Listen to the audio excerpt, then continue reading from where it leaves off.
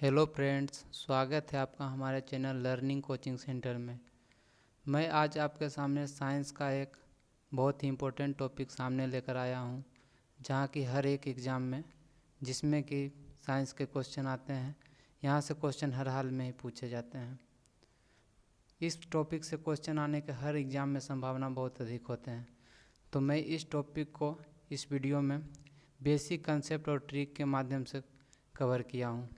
तो मुझे आशा और विश्वास है कि आपको हमारा ये वीडियो ज़रूर पसंद आएगा, और हमारा वीडियो अगर आपको पसंद आए तो इसे लाइक और सब्सक्राइब ज़रूर करें हमारे चैनल को। तो आपका टाइम लिए बिना शुरू करता हूँ मैं आज के इस वीडियो को। दोस्तों, इस वीडियो मैं जो ये वीडियो बनाया हूँ मानव रोग पर, ह्यूमन डिजीज। तो रोग जैसा कि फ्रेंड आप देख रहे हैं, इसके नाम में छिपा हुआ मानव रोग, मतलब मनुष्य के शरीर से संबंधित रोग का चर्चा किया गया इस टॉपिक में। तो मानव रोग के बारे में देखेंगे दोस्त, तो मानव रोग मुख्यतः दो प्रकार के होते हैं। पहला आनुवांशिक रोग, जिसको इंग्लिश में जेनेटिक डिजीज कहा जाता है, और दूसरा उपार्जित या अर्जित रोग, जिसे एक्वायर्ड डिजीज कहते हैं। अब दोस्त हम बात करते हैं आनुवांशिक रोग का। तो आनुवांशिक रोग वह रोग जो माता पिता के द्वारा बच्चों में आने की संभावना होता है, आनुवांशिक रोग कहलाता है। आनुवांशिक रोग माता पिता के क्रोमोसोम के माध्यम से बच्चों में आता है। दोस्त आप जानते होंगे कि माता पिता के क्रोमोसोम बच्चों में आता है, और उसी क्रोमोसोम के माध्यम से बच्चे में यह रोग भी आ जाता है। तो माता पिता के क्रोमोसोम के माध्यम से जो रोग बच्चों में आता है, उस रोग को आनुवांशिक रोग कहते हैं। जैसे इसके महत्वपूर्ण उदाहरण हैं कुछ: हीमोफीलिया, कलर ब्लाइंडनेस, जिसको वर्णांधता भी कहा जाता है, और थैलेसीमिया। दोस्तों, कभी कभी क्वेश्चन में डायरेक्ट यहाँ से क्वेश्चन आता है, पूछ लिया जाता है इनमें से कौन आनुवांशिक रोग है। तो दोस्त कुछ महत्वपूर्ण उदाहरण यहाँ पे जिसको हम याद रखेंगे: हीमोफीलिया, कलर ब्लाइंडनेस, और वर्णांधता, मतलब उसको ही कहते हैं वर्णांधता, और थैलेसीमिया। तो देखते हैं दोस्त, हीमोफीलिया रोग में क्या होता है। हीमोफीलिया रोग में क्या होता है दोस्त कि हीमोफीलिया रोग में रक्त का थक्का नहीं जम पाता है। जैसे अगर शरीर के किसी भाग में कट या फट जाता है तो रक्त जो निकलता है उसमें थक्का नहीं जमता हीमोफीलिया रोग में। और कलर ब्लाइंडनेस या वर्णांधता जिसको कहते हैं हम, उसमें लाल और हरे रंग में विभेद कर पाना बहुत कठिन हो जाता है, मतलब पता नहीं चल पाता कि कौन लाल है कौन हरा है।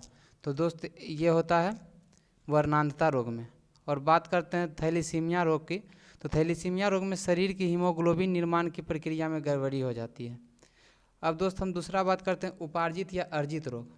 तो उपार्जित या अर्जित रोग, जैसा कि नाम से ही पता चल रहा है दोस्त कि आनुवांशिक तो हो गया कि जो माता पिता के माध्यम से बच्चों में आया, लेकिन उपार्जित रोग मतलब वैसा रोग जो बच्चे के जन्म लेने के बाद, मतलब जन्म लेने के बाद यहाँ उसमें रोग आता है, माता पिता के क्रोमोसोम का इस पर कोई प्रभाव नहीं पड़ता।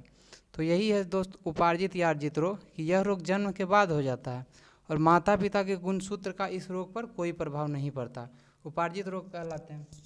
अब देखेंगे दोस्त उपार्जित रोग।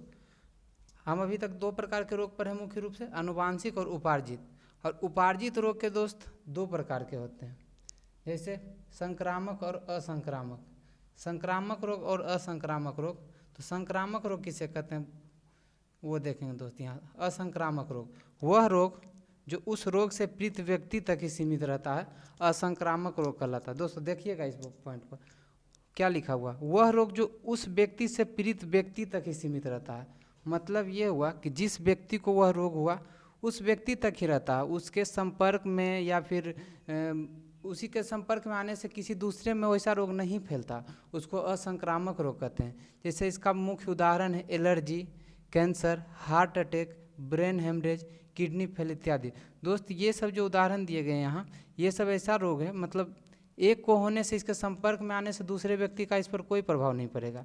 नोट: कैंसर रोग जो होता है दोस्त अनियंत्रित कोशिका विभाजन से होता है, और कैंसर रोग के इलाज के लिए कीमोथेरेपी का प्रयोग किया जाता है, जिसमें कोबाल्ट-60 का प्रयोग होता है। कोबाल्ट-60 का प्रयोग क्यों होता है, अब इसको जान लेते हैं। कोबाल्ट-60 से कैंसर नियंत्रित करने वाला किरण निकलता है दोस्त, इसीलिए इसका प्रयोग किया जाता है कीमोथेरेपी में। और कीमोथेरेपी का प्रयोग कहाँ किया जाता है, कैंसर रोग के इलाज में। अब देखेंगे दोस्त उपार्जित रोग का दूसरा मतलब जो भाग था संक्रामक रोग। अब देखेंगे संक्रामक रोग किसको कहते हैं। संक्रामक रोग वह रोग जो दूषित वायु, दूषित जल, दूषित भोज्य पदार्थ, मिट्टी या शारीरिक संपर्क के माध्यम से एक व्यक्ति से दूसरे व्यक्ति में चला जाता है, उसी को संक्रामक रोग कहेंगे दोस्त। मतलब कहने का मतलब ये हुआ जैसे कि हमारे पास आस पड़ोस या किसी को भी अगर कोई रोग है, उसके संपर्क में कोई अगर व्यक्ति गया, उसको हो गया, तो मतलब अगर वैसा रोग रहेगा तो उसको क्या कहेंगे हम? संक्रामक रोग। ठीक है, संक्रामक रोग। जैसा कि अभी देख रहे हैं आप लोग, कोरोना वायरस का जो कोविड-19 जो चला है डिजीज़, वो क्या हो रहा है, एक व्यक्ति से दूसरे व्यक्ति में फैल जा रहा है। इसको हम क्या कह सकते हैं? ये एक प्रकार का क्या हुआ? संक्रामक रोग हुआ।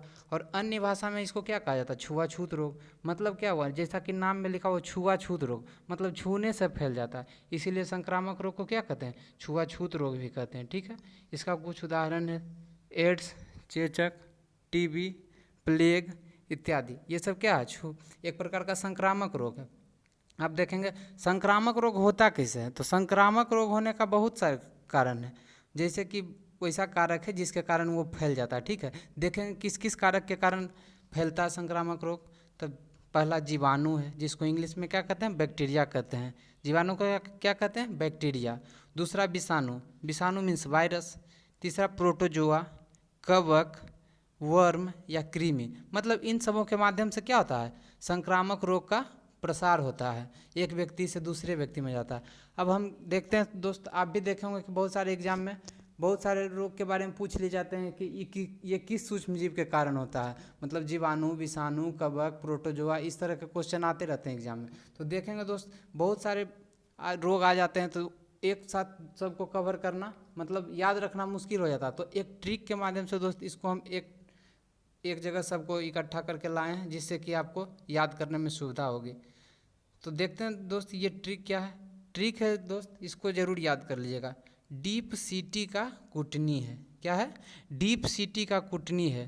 दोस्त ये किस चीज़ का ट्रिक है? जीवाणु जनित रोग मीन्स मतलब वैसा संक्रामक रोग जो जीवाणु के कारण फैलता है। कैसा संक्रमण रोग?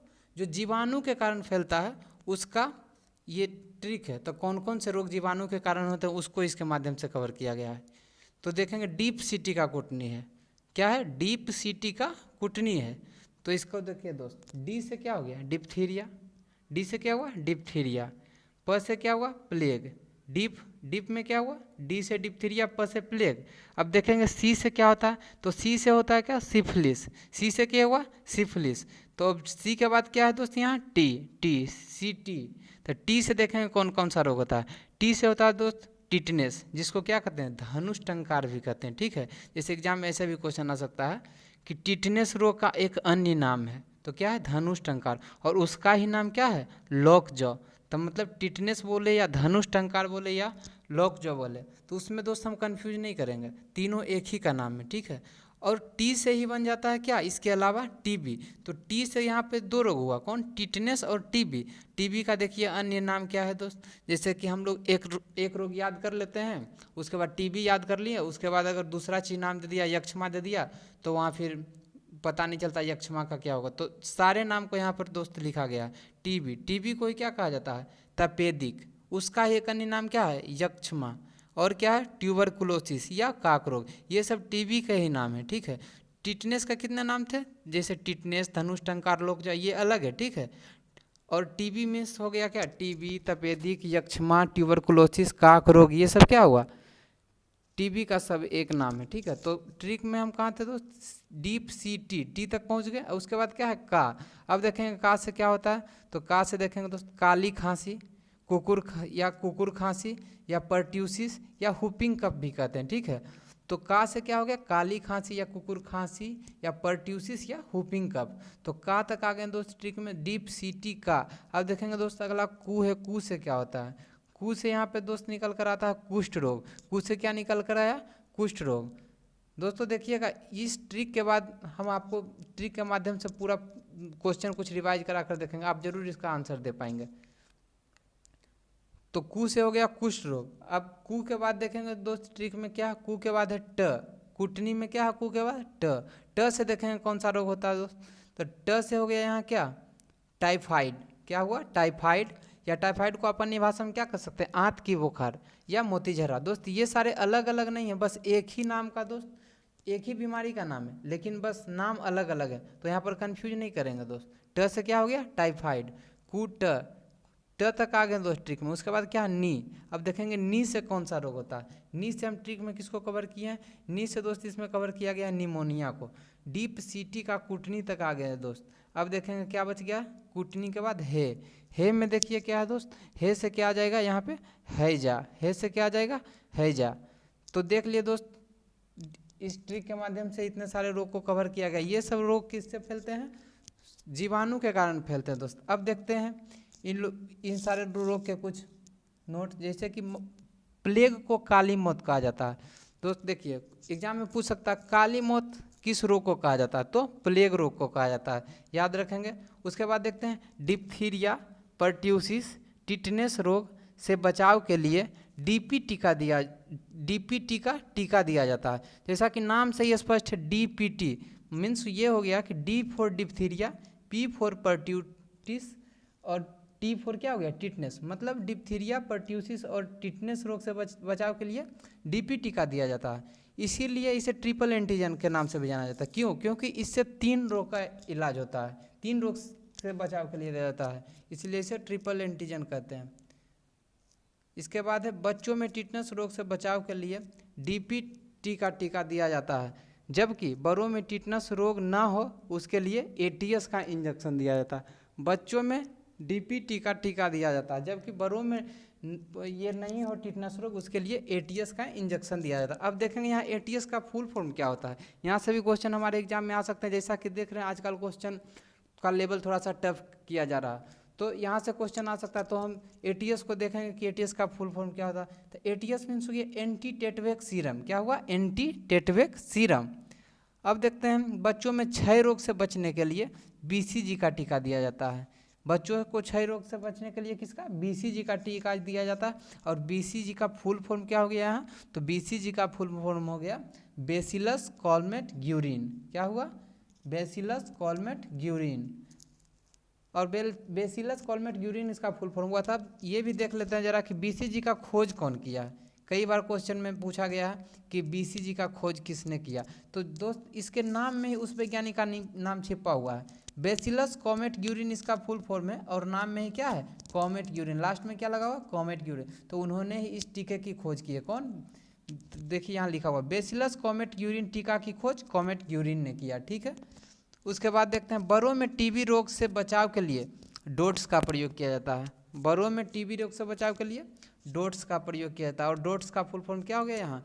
Directly observed therapy short course. ठीक है। और देखते हैं उसके बाद डिप्थीरिया रोग किसके कारण होता है? डिप्थीरिया रोग कैरोली बैक्टीरिया के कारण होता है। डिप्थीरिया रोग किसके कारण होता है? कैरोली बैक्टीरिया के कारण होता है। और हैजा रोग की बात करते हैं तो हैजा रोग घरेलू मक्खी के कारण होता है। तो दोस्त फिर से इस ट्रिक को हम एक बार देख लेंगे। डीप सीटी का कुटनी है। डीप सीटी का कुटनी है तो आप ही बताइएगा। डी से मैंने क्या बताया? डी से डिप्थीरिया। प से क्या बताया? प्लेग। प से प्लेग। सी से क्या बताया? सिफिलिस। सी से सिफिलिस। और देखिएगा टी से टिटनेस या धनुष टंकार या लॉकजॉ, ये सारे एक ही रोग के नाम थे। तो टी तक आ गए। उसके बाद क्या है? का से क्या आया था? का से आया था काली खांसी। हाँ एक बात और, टी से टिटनेस के अलावा एक और आया था टीबी। टिटनेस और टीबी, टी से 2 है, टिटनेस और टीबी। और उसके बाद क से है काली खांसी, और काली खांसी के ही नाम है। काली खांसी कहिए या कुकुर खांसी कहिए या पर्ट्यूसिस या हुपिंग कफ, सारे एक ही हैं। का तक आ गए। उसके बाद कू है, तो कू से क्या हो गया? कुष्ठ रोग। कू से क्या पढ़ाए थे? कुष्ठ रोग। उसके बाद आ गया ट से क्या है? टाइफाइड। ट से टाइफाइड या आंत की बुखार या मोती झर्रा, सारे एक ही हैं। ठीक है। तो ट तक आ गए। उसके बाद क्या है? नी से क्या बताए थे? नी से बताए थे निमोनिया। नी से निमोनिया। और अंत में क्या बच गया? है से हैजा। तो डीप सीटी का कुटनी है। इस क्या है? डीप सीटी का कुटनी है। डीप सीटी का कुटनी ये किस चीज़ का ट्रिक है? जीवाणु जनित रोग के ट्रिक है। जीवाणु जनित रोग मीन्स जो रोग जीवाणु से होते हैं उसके ट्रिक है। डीप सीटी का कुटनी है। तो दोस्त और भी इसके मतलब जीवाणु से जितने रोग होते हैं उसका ट्रिक तो मैंने यहाँ दे दिया, लेकिन और भी जैसे कि विषाणु से कि जो रोग होते हैं उसका ट्रिक, या फिर प्रोटोजोआ से, कवक से, उन सभी का भी ट्रिक है। लेकिन मैंने इसमें वीडियो ज़्यादा लंबा ना हो इसके लिए सिर्फ जीवाणु तक कवर किया है, और मैं अगले वीडियो में लेकर आऊँगा विषाणु, कवक, प्रोटोजोआ जो भी है उन सब के कारण होने वाले रोग को। तो मुझे आशा और विश्वास है कि आप लोग को जरूर समझ में आया होगा। और एक बार को ट्रिक को फिर से देखेंगे। डीप सीटी का कुटनी है, डीप सीटी का कुटनी है जीवाणु से होने वाले रोग। और अगला वीडियो को देखना मत भूलिएगा दोस्त, क्योंकि ये बहुत ही इंपॉर्टेंट टॉपिक है। यहाँ से क्वेश्चन हर हाल में आते ही आते हैं, बहुत ज़्यादा चांसेज रहते हैं दोस्त यहाँ से क्वेश्चन आने के। ठीक है, तो अगले वीडियो को ज़रूर देखिएगा। और अगर आपको हमारा ये चैनल अच्छा लगा, आपको हमारा ये वीडियो अच्छा लगा, तो मेरे चैनल को सब्सक्राइब ज़रूर कीजिएगा। थैंक यू दोस्त।